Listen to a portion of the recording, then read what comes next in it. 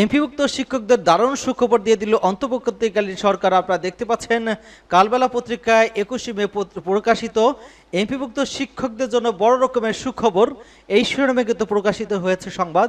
এবং অন্য একটা সংবাদ পত্রিকায় প্রকাশিত হয়েছে যে শিক্ষকদের বেতন বোনাস নিয়ে যে বার্তা দিল মাউসি। তো চলুন মূল আলোচনায়। এখানে যেটা বলা হচ্ছে যে ঈদের ছুটির শুরুর আগেই শিক্ষকদের বেতন বোনাস দেওয়া হবে বলে জানিয়েছে মাধ্যমিক উচ্চ শিক্ষা অধিদপ্তরের মহাপরিচালক অধ্যাপক ডক্টর মোহাম্মদ আজাদ খান। তিনি বলেছেন, এপ্রিল মাসের বেতনটা বকেয়া রয়েছে, সেটির প্রস্তাব আমরা শিক্ষা মন্ত্রণালয়ে পাঠিয়েছি।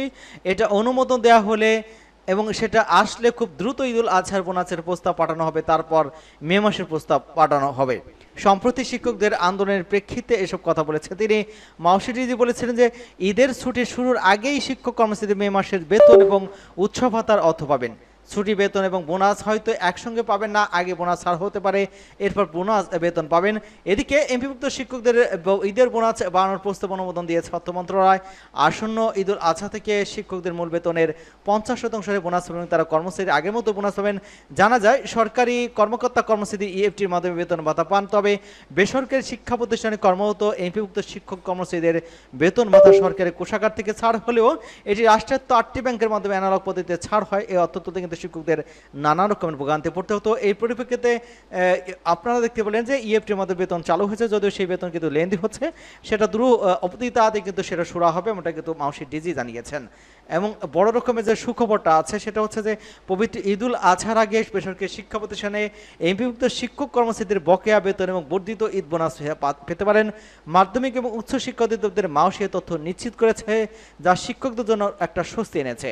বুধবার 21 মে মাউসি অধিদপ্তরের মহাপরিচালক ডিজি মোহাম্মদ আজাদ খান জানিয়েছেন, শিক্ষকদের আন্দোলনের পরিপ্রেক্ষিতে যে ছুটি 5 জুন শুরুর আগেই বেতন বোনাস দেওয়ার সিদ্ধান্ত নেওয়া হয়েছে এবং এপ্রিলের মাসের বকেয়া বেতন ঈদুল আজহার বোনাস একসঙ্গে নাও আসতে পারে, তবে বোনাস আগে ছাড় হওয়ার সম্ভাবনা রয়েছে।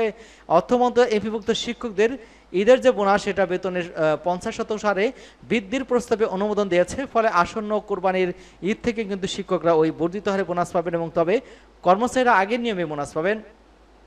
মাধ্যমিক এবং উচ্চ শিক্ষা অধিদপ্তরের কর্মকর্তা আরও জানিয়েছেন যে ডিসেম্বর থেকে এই এপ্রিল মাসের বকেয়া বেতনের বিভিন্ন রকমের যে ধাপ রয়েছে, এই ধাপের সরকার আদেশ দিয়েও জারি করা হয়েছে, যার মধ্যে বৈশাখী ভাতা অন্তর্ভুক্ত রয়েছে। শিগগিরই শিক্ষকরা তাদের বেতন ভাতা হাতে পাবেন।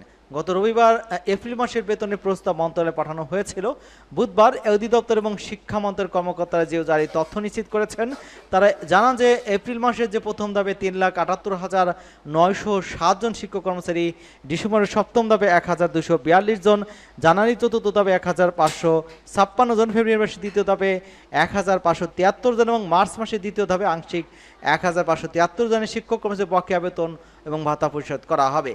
এবং উল্লেখ্য যে সরকারি কর্মকর্তা কর্মচারীরা ইএফটির মাধ্যমে বেতন ভাতা পেলেও বেসরকারি শিক্ষক প্রতিষ্ঠানের কর্মরত এমপিভুক্ত শিক্ষক কর্মচারীদের বেতন ভাতা এতদিন অ্যানালগ পদ্ধতিতে রাষ্ট্রায়ত্ত 4টি ব্যাংকের মাধ্যমে ছাড় হতো।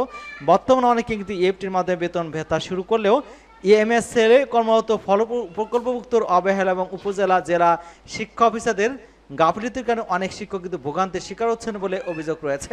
সেই পরিপ্রেক্ষিতে কিন্তু এবং ঈদ বোনাস এবং যে 50% হারে যে বোনাস সেটা কিন্তু পেতে যাচ্ছেন এবং সেটা জিও জারি করা হয়েছে। এই বোনাস এবং শিক্ষকদের দ্রুত দেওয়া হবে এমনটা কিন্তু জানা গেছে।